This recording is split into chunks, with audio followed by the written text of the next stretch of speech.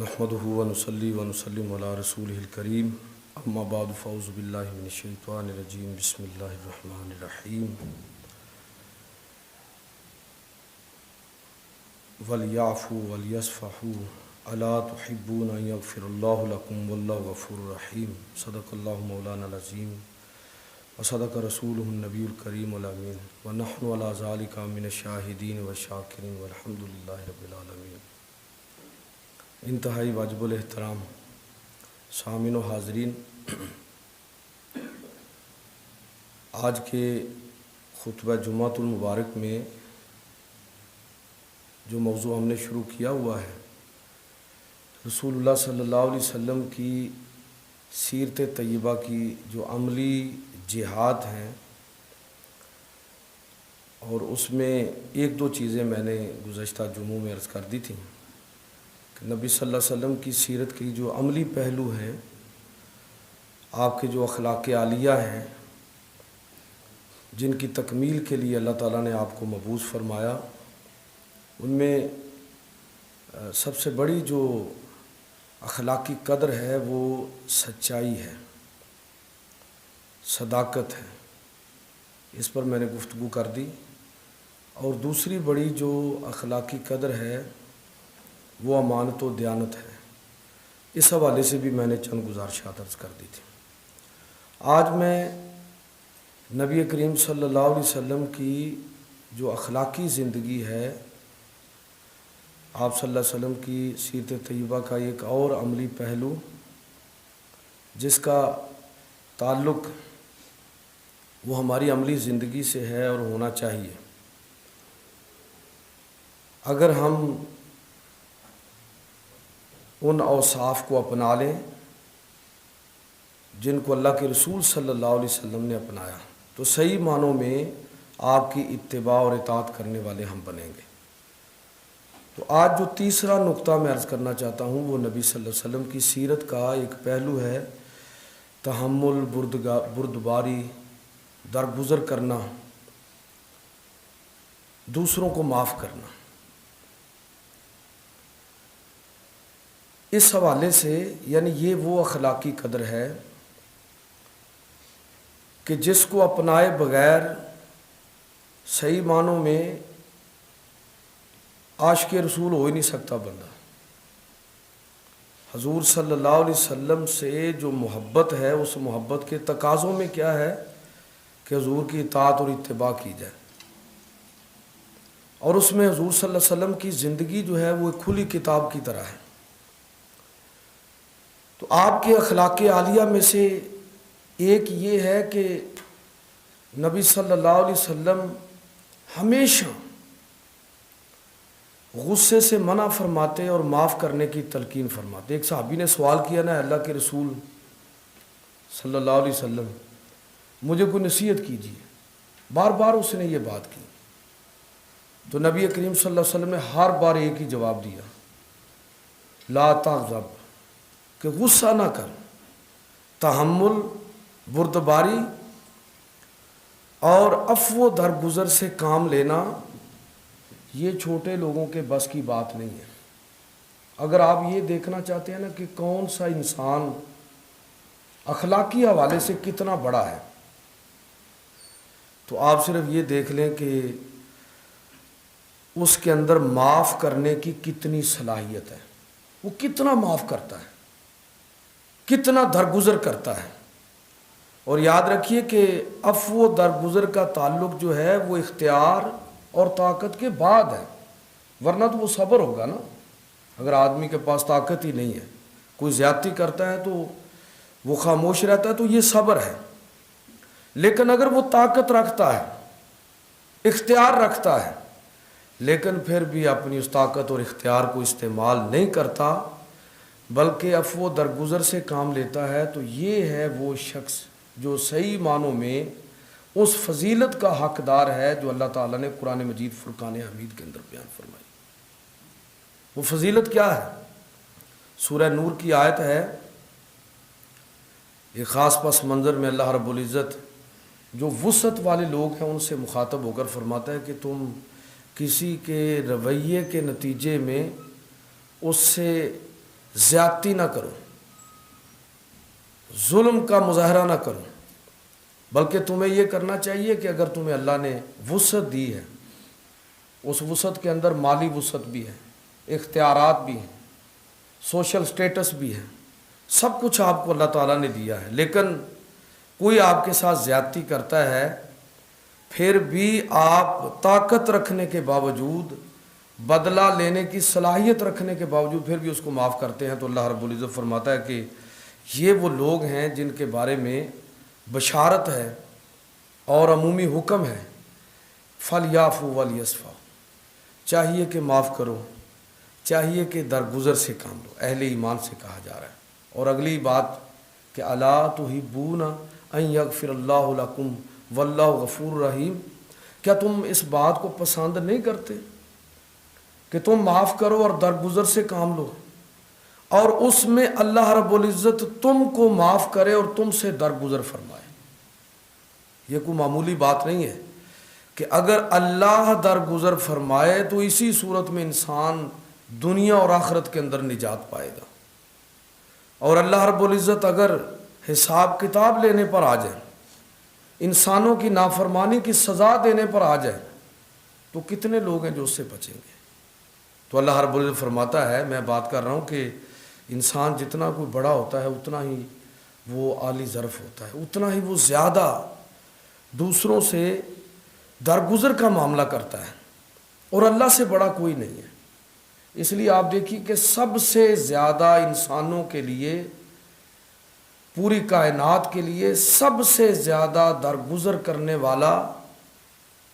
اللہ رب العزت بذات خود ہے، جو رؤوف بھی ہے، رحیم بھی ہے، غفور بھی ہے، کریم بھی ہے، رحمان بھی ہے، رحیم بھی ہے، کتنی اس کی صفات ہیں جن کا تعلق عفو و درگزر کے ساتھ ہے۔ اور اللہ رب العزت کے بعد سب سے بڑے، انسانی تاریخ میں سب سے بڑی شخصیت، اللہ کے بعد سب سے بزرگ، وہ اللہ کے نبی حضرت محمد صلی اللہ علیہ وسلم ہے۔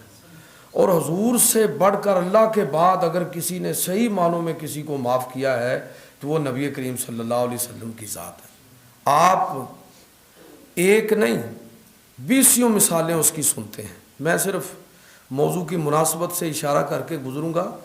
کہ مکی زندگی میں تو نبی صلی اللہ علیہ وسلم کے ساتھ جو ظلم اور زیادتی ہوئی کہ آپ پر آوازیں کسے گئے، تکلیفیں پہنچائی گئیں، گلے میں کپڑا ڈال کے نبی کریم صلی اللہ علیہ وسلم کو تکلیف دی گئی، کانٹے بچھائے گئے،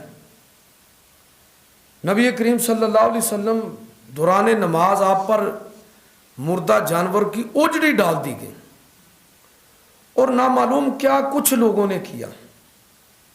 مکی زندگی کے اندر۔ اور سب سے بڑھ کر یہ کہ طائف کے موقع پر جو کچھ ہوا کہ جس انداز میں نبی کریم صلی اللہ علیہ وسلم سے ایک دفعہ حضرت عائشہ نے پوچھا تھا نا کہ اے اللہ کے نبی، آپ کی زندگی پر، آپ کی پوری زندگی میں سب سے سخت دن کون سا تھا؟ آپ نے فرمایا کہ طائف کا دن، کہ جب لوگ میری بات سننے کے لیے بھی تیار نہیں تھے، اور پھر اس پر مزید یہ کہ ان لوگوں نے بات سننے سے نہ صرف انکار کیا بلکہ اوباش لوگوں کو میرے پیچھے لگایا کہ وہ مجھ پر سنگ باری کریں۔ اور نبی صلی اللہ علیہ وسلم کے اس سفر کا واقعہ آپ پڑھیے سیرت کی کتابوں کے اندر۔ تو سخت ترین دن، اس دن بھی اللہ کے نبی صلی اللہ علیہ وسلم نے، اللہ نے جب آپ کو اختیار عطا فرمایا تو آپ نے اس دن بھی اپنا وہ اختیار استعمال نہیں کیا، بلکہ جبریل امین کا جو اللہ کی طرف سے پیغام تھا وہ سننے کے بعد یہی فرمایا کہ میں ان سے بدلہ نہیں لوں گا، ہو سکتا ہے کہ ان کی نسلوں میں سے لوگ مسلمان ہو جائیں۔ اللہ مہدی قوم فإنہم لا یعلمون، دعا فرمائیے اللہ میری قوم کو ہدایت عطا فرمائے، یہ نہیں جانتے میں کون۔ تو مکی زندگی کے اندر جو عفو درگزر ہے اس کی بڑی مثالیں ہیں، اور ہماری رائے اور نقطہ نظر اور عقیدہ یہ ہے کہ اگر اللہ کے نبی صلی اللہ علیہ وسلم مکی زندگی کے اندر بھی، جب کہ بظاہر آپ بے اختیار تھے، اگر اس وقت بھی آپ بدلہ لینے پر اتر آتے تو کوئی آپ کو روکنے کے لیے، کسی کے لیے روکنا ممکن نہیں تھا، اور اللہ کی طرف سے آپ کو وہ مقام اور اختیار حاصل تھا۔ لیکن میں پھر کہتا ہوں کہ چلے مکی زندگی کے بارے میں آپ، ہو سکتا ہے کہ کوئی آپ سے یہ کہے کہ یہ تو کوئی افو درگزر کا دور نہیں ہے، یہ تو خود اختیار ہی نہیں ہے اللہ کے نبی کے پاس۔ اور میں کہہ رہا ہوں کہ اختیار تھا، پھر معاف کیا ہے۔ لیکن مدنی زندگی کے بارے میں تو اپنے اور بیگانے سب کہتے ہیں کہ اس وقت تو اسلامی ریاست قائم ہو چکی، اللہ کے نبی صلی اللہ علیہ وسلم مدنی ریاست کے سربراہ کی حیثیت سے، کمانڈر ان چیف کی حیثیت سے، پیغمبر اسلام کی حیثیت سے ہر حق اور اختیار رکھتے تھے کہ جو بھی ظلم اور زیادتی کرے آپ اس کا منہ توڑ جواب دیں۔ لیکن اس دور میں بھی آپ دیکھیے کہ نبی کریم صلی اللہ علیہ وسلم مکہ فتح ہوا ہے تو پھر آپ کیا فرما رہے ہیں؟ لوگوں سے جب کہا کہ اب تم مجھ سے کیا توقع کرتے ہو، تو ان کو بھی یہ توقع تھی، وہ بھی حضور سے امید رکھتے تھے، تو یہی کہنے لگے کہ جو توقع ایک شریف بائی سے رکھی جا سکتی ہے وہی ہمیں آپ سے توقع ہے۔ تو اللہ کے نبی نے یہ فرمایا کہ اذهبوا فانتم طلقاء، جاؤ تم سب آج آزاد ہو۔ یہ سلوک اختیار کے بعد ہے، طاقت کے بعد ہے، غلبے کے بعد ہے۔ تو میرے بھائیوں، بدترین دشمنوں کو بھی اللہ کے رسول صلی اللہ علیہ وسلم نے معاف فرمایا۔ وحشی بن حرب، جس نے آپ کے چچا کو احد کے میدان کے اندر شہید کیا، کلیجہ چبایا، اعضاء کاٹ دیے، کیا کچھ نہیں کیا، لیکن مکہ فتح ہوا تو مسلمان ہوا، اور توقع نہیں تھی، لیکن اللہ کے رسول صلی اللہ علیہ وسلم نے وہ سارا ماضی ہونے کے باوجود وحشی بن حرب کو معاف کیا اور ان کی معافی کو قبول کیا۔ انہوں نے بڑی حیرت کے ساتھ کہا کہ میں نے جو ظلم کیا ہے تھوڑا چھپ کے آئے نا، نقاب لگا کے آئے، کہ شاید آپ نے مجھے پہچانا نہیں، آپ نے معافی تو دے دی ہے، لیکن کیا میرا وہ گناہ بھی معاف ہوگا جو میں نے آپ کے چچا امیر حمزہ کو قتل کر کے کیا ہے، اور جو سلوک ان کے ساتھ کیا ہے؟ تو اس موقع پر نبی کریم صلی اللہ علیہ وسلم نے ان کو تسلی دی اور فرمایا کہ تم اسلام قبول کر لو۔ اسلام کی برکت یہ ہے کہ الاسلام یہدم ما کان قبلہ، اسلام ان سارے گناہوں کو ختم کر دیتا ہے جو پہلے زندگی میں انسان کر چکا ہو۔ اس کی توبہ قبول ہوئی۔ وہ خود کہا کرتے تھے کہ میرے دل کے اندر یہ کسک ہمیشہ رہی کہ میں نے اللہ کے رسول کو اذیت دی ہے اور حمزہ جیسے شیر کو قتل کیا ہے۔ دعا کرتے رہتے کہ اللہ مجھے اس کی تلافی کا موقع دینا، اور اللہ رب العزت نے یمامہ کی جنگ کے اندر ان کو یہ موقع عطا فرمایا۔ اسی نیزے کے ساتھ نبوت کے جھوٹے دعوے دار مسیلمہ کذاب کو وحشی بن حرب نے قتل کیا، اور پھر دیوانہ وار لوگوں کے اندر اعلان کیا کہ لوگوں، اگر میں نے حمزہ کو شہید کیا تھا تو آج اس دھرتی کے اوپر سب سے بدترین انسان کو بھی میں نے قتل کیا ہے۔ تو تسکین ہو گئی۔ میں کہنا یہ چاہتا ہوں کہ وحشی بن حرب کو معاف کیا اللہ کے نبی صلی اللہ علیہ وسلم۔ آپ نے نام سنا ہوگا اکرمہ بن ابی جہل، ابو جہل کا بیٹا۔ کوئی توقع نہیں تھی معافی کی، سوال ہی پیدا نہیں ہوتا۔ بدر اور اس کے بعد کی ساری جنگوں میں قیادت کی، ہر مارکے کے اندر مسلمانوں کے خلاف نکلے۔ ایون کہ مکہ فتح مکہ کے موقع پر جس چھوٹے سے دستے نے، قریش کے جس چھوٹے سے دستے نے مزاحمت کی اور چند لوگ مارے گئے، ان کی قیادت بھی اکرمہ بن ابی جہل کر رہے تھے۔ امید نہیں تھی، لہٰذا مکہ سے فرار ہو گئے، اور یہ سمجھا کہ حبشہ کی طرف یا کسی علاقے کی طرف نکل جاؤں گا اور باقی زندگی ادھر گزاروں گا۔ ان کی زوجہ محترمہ مسلمان ہوئیں اور حضور سے عرض کی، اللہ کے رسول کیا اکرمہ کے لیے بھی معافی ہو سکتی ہے؟ تصور کریں اس پورے پس منظر کو سامنے رکھیں. اے اللہ کے نبی کیا اکرمہ کے لیے بھی معافی ہو سکتی ہے؟ ابو جہل کا بیٹا اکرمہ، آپ اس کو جانتے ہیں؟ حضور نے فرمایا جانتا ہوں اس کو، بہت اچھی طرح جانتا ہوں، جاؤ لے آؤ اسے بھی، اس کے لیے بھی معافی ہے. چنانچہ یہ سوار ہوئیں اور یمن کی بندرگاہ پر ان کو جا لیا اور واپس لے آئیں. یقین نہیں آ رہا تھا. اللہ کے نبی صلی اللہ علیہ وسلم سے درخواست کی، اللہ کے نبی یہ اتنی بڑی بات ہے کہ اکرمہ کیسے یقین کرے گا؟ تو نبی صلی اللہ علیہ وسلم نے اپنی وہ دستار جو آپ کی فتح مکہ کے موقع پر پہچان تھی، ہر شخص نے دیکھی، وہ عطا فرما دی. فرمایا جاؤ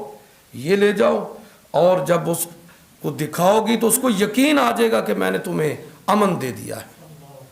جب اکرمہ آئے بڑی مشکل سے یقین کر کے، تو آپ اندازہ کریں کہ نبی کریم صلی اللہ علیہ وسلم تشریف فرما تھے اور اکرمہ بن ابی جہل جو تھے وہ گھوڑے پر سواری پر تھے. نبی کریم صلی اللہ علیہ وسلم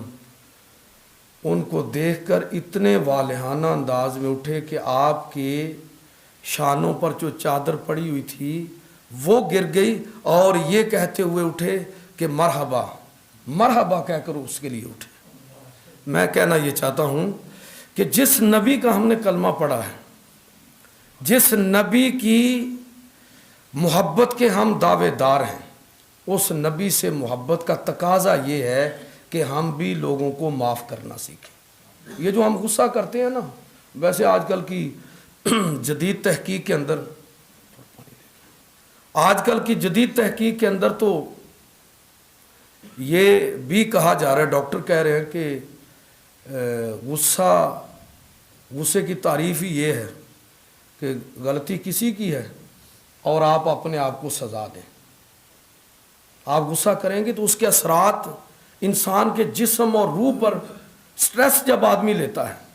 تو اس کے اثرات کس طرح اس کے جسم پر مرتب ہوتے ہیں.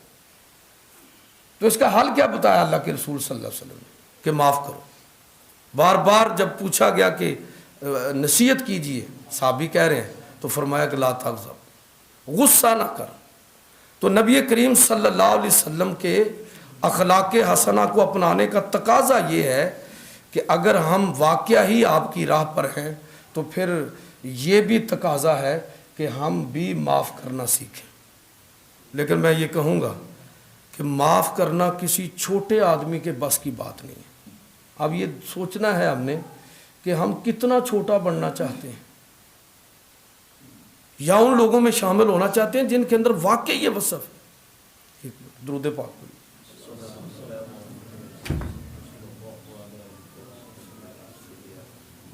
رسول خدا صلی اللہ علیہ وسلم کے جو اوصاف حمیدہ ہیں، جن کا ہماری عملی زندگی سے تعلق ہے،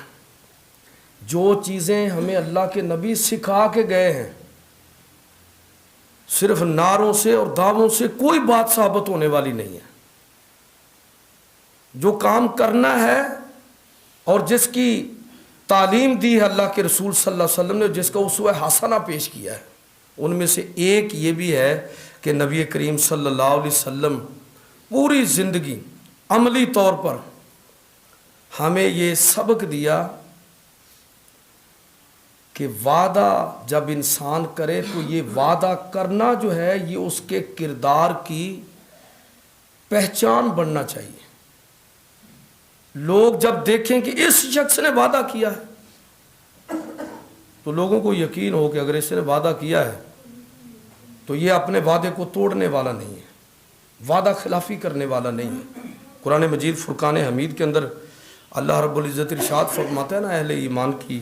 نشانی ذکر، واوفوا بالعہد ان العہد کان مسئولا، کہ وعدے کو پورا کرو. قیامت کے دن اللہ کے نبی صلی اللہ علیہ وسلم وعدوں کے بارے میں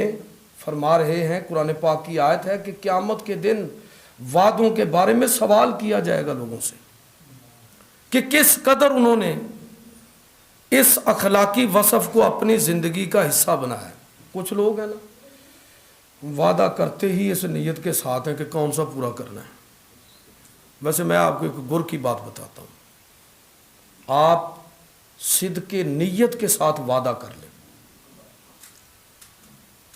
اللہ رب العزت اس کے پورے کرنے کے اسباب آپ کو عطا فرمائے۔ یہ ہم جب نیت میں کھوٹ رکھتے ہیں نا تو اس کھوٹ کی وجہ سے اللہ رب العزت کا جو فضل اور کرم ہے وہی ہم سے روٹ جاتا ہے۔ نبی کریم صلی اللہ علیہ وسلم آپ کی پوری زندگی اس حوالے سے دیکھیے کہ آدمی حیران ہو جاتا ہے کہ کیسے کیسے مواقع پر آپ نے اس اخلاقی وصف کا عملی نمونہ پیش فرمایا۔ بنو غطفان کے بڑے مشہور صحابی ہیں حضرت حذیفہ بن یمان رضی اللہ تعالیٰ عنہ۔ اچھا، یہ بیٹا بھی صحابی اور باپ بھی صحابی۔ حضرت یمان ان کے باپ وہ بھی مسلمان ہوئے اور بیٹے حضرت حذیفہ یہ بھی مسلمان ہوئے۔ آپ ذرا تصور کیجئے کہ کفار کا لشکر مکے سے نکلا ہے، یہ بنو غطفان سے تعلق رکھتے تھے، اور ہر طرف خبر پھیل چکی ہے کہ مسلمانوں کا اور کفار کے اس لشکر کا ٹاکرا ہونے والا ہے، جنگ ہوگی اور خوفناک جنگ ہوگی، اس لیے کہ کفار نے بہت زبردست تیاری کی ہے، ہر طرف خبریں پھیل گئی ہیں۔ یہ باپ بیٹا یہ بھی نکلے، بنو غطفان سے تعلق ہے، قبیلہ چھوڑا کہ جاتے ہیں مکہ کے مدینہ کے اندر، اللہ کے نبی صلی اللہ علیہ وسلم اور صحابہ کے ساتھ مل کر ہم بھی ان کفار کے خلاف جنگ میں شریک ہوں گے۔ لیکن اتفاق ایسا ہوا کہ رستے میں تھے کہ اس لشکر نے، ابو جہل کے لشکر نے، قریش کے لشکر نے ان کو گرفتار کر لیا۔ چونکہ پکی خبر نہیں تھی کہ مسلمان ہیں کہ نہیں ہیں،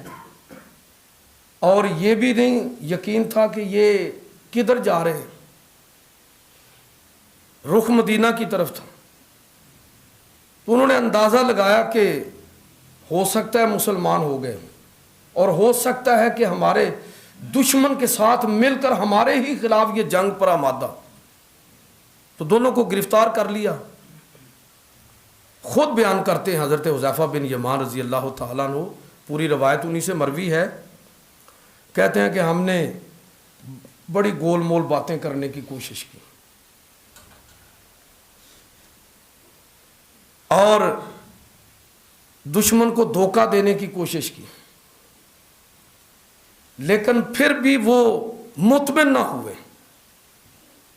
انہوں نے یہ محسوس کیا کہ بہت ممکن ہے کہ یہ مدینہ جائیں اور ہمارے خلاف لڑیں، لہٰذا انہوں نے، حضرت حذیفہ کہتے ہیں، حذیفہ بن یمان رضی اللہ تعالیٰ عنہ کہتے ہیں کہ انہوں نے ہم دونوں باپ بیٹا سے عہد لیا، وعدہ لیا کہ چلو ہم تمہیں چھوڑتے ہیں، تمہارا جدھر جی چاہے چلے جاؤ، لیکن ہم سے یہ وعدہ کرو کہ جنگ میں ہمارے مد مقابل نہیں بنو گے، یہ جس جنگ کے لیے ہم جا رہے ہیں اس میں ہمارے مد مقابل نہیں بنو گے۔ چھوڑ دیا۔ اچھا، میں یہاں ایک بات کہنا چاہتا ہوں کہ کفار کو بھی اس بات کا یقین تھا کہ محمد کا کلمہ پڑھنے والے اگر وعدہ کریں تو وعدہ خلافی نہیں کرتے، کافروں کو بھی یقین ہے، اسی لیے انہوں نے وعدہ لیا نا کہ اگر یہ وعدہ کریں گے تو وعدہ خلافی نہیں کریں گے، چھوڑ دیا۔ اب یہ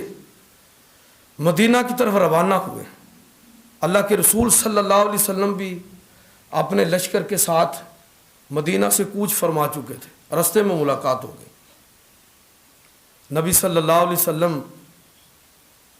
کی خدمت میں حاضر ہوئے اور اپنے آپ کو جنگ کے لیے پیش کیا، خبر دی کہ دشمن آ رہا ہے اور ہم آپ کے ساتھ شریک ہونے کے لیے آئے، ساتھ واقعہ بھی سنا دیا کہ اللہ کے رسول اس طرح ہوا تھا اور ہم نے ان کے ساتھ یہ وعدہ کیا۔ آپ تصور کریں کہ دشمن کا لشکر جرار ہے اور کل جمع پونجی 313 لوگ ہیں، نہ تلواریں پوری ہیں، نہ سواریاں پوری ہیں، نہ نیزے، نہ بالے، نہ تیر، کچھ بھی نہیں ہے، ایک ایک بندے کی ضرورت ہے، ایک ایک فرد بڑا قیمتی ہے، لیکن اللہ کے رسول صلی اللہ علیہ وسلم پر قربان جائیں جو ہمیں ایسے حالات کے اندر بھی یہ سبق دے کر گئے کہ ایک مسلمان کا اخلاقی وجود کتنا اہم ہے، اس کی شخصیت کے جو عناصر ترکیبی ہیں اس میں اخلاقیات کس لیول اور درجے پر ہیں، کہ نبی کریم صلی اللہ علیہ وسلم اس موقع پر بھی یہ فرما رہے ہیں جب ایک ایک بندے کی ضرورت، آپ نے فرمایا کہ چونکہ تم نے وعدہ کیا ہے لہٰذا تم ہمارے لشکر سے الگ ہو جاؤ۔ اللہ تعالیٰ جو فیصلہ کرے گا وہ کرے گا، لیکن تم نے ان لوگوں کے ساتھ جو وعدہ کیا ہے اس وعدے کو ایفا کرو۔ یہ ہے ہمارے پیغمبر حضرت محمد صلی اللہ علیہ وسلم کی تعلیم، کہ اس کے باوجود کہ حالات کیا ہیں لیکن اللہ کے نبی صلی اللہ علیہ وسلم ہمیں کیا درس دے رہے ہیں، کیا سبق دے رہے ہیں، اور خود اپنی زندگی عملی طور پر، یہ ہمارے سیرت نگاروں نے عام طور پر یہ واقعہ لکھا ہے کہ مکہ کے اندر ایک شخص جس کا نام عبداللہ تھا، بعد میں ویسے وہ مسلمان بھی ہو گئے، حضور کے بڑے قریب تھے، تعلق تھا، تو ان کے ساتھ نبی کریم صلی اللہ علیہ وسلم نے کوئی لین دین کا معاملہ کیا، اور وہ ایک جگہ، خود انہوں نے یہ واقعہ بیان کیا کہ ایک جگہ میں نے نبی کریم صلی اللہ علیہ وسلم کو فرمایا کہ آپ یہاں تشریف رکھیں، آپ رکیے یہاں، اور میں جو رقم ہے، پیسے ہے، وہ لے کر آتا ہوں۔ کہتے ہیں میں گھر گیا اور بھول گیا، 3 دن کے بعد مجھے یاد آیا، اوہ میں نے تو وعدہ کیا تھا۔ کہتے ہیں کہ میں اسی وقت دوڑتے ہوئے اس مقام پر پہنچا تو دیکھا کہ اللہ کے رسول صلی اللہ علیہ وسلم وہاں تشریف فرما رہے ہیں، اور فرمایا، کہتے ہیں کہ کچھ نہیں کہا اللہ کے نبی نے، صرف اتنا کہا کہ عبداللہ تو نے بڑی اذیت دی ہے مجھے، کہہ کر گئے تھے کہ میں ابھی آتا ہوں، اور مجھ سے وعدہ لے لیا کہ آپ میرا انتظار کریں، تو میں تو اس وعدے کے مطابق یہاں پر 3 دن تک اللہ کے نبی اس شخص کا انتظار کرتے رہے۔ میں کہنا یہ چاہتا ہوں کہ نبی کریم صلی اللہ علیہ وسلم ہمیں جو اخلاقی تعلیمات دے کر گئے ہیں، جن کی عملی شکل ہمارے سامنے پیش کر کے گئے ہیں، میرے بھائیوں،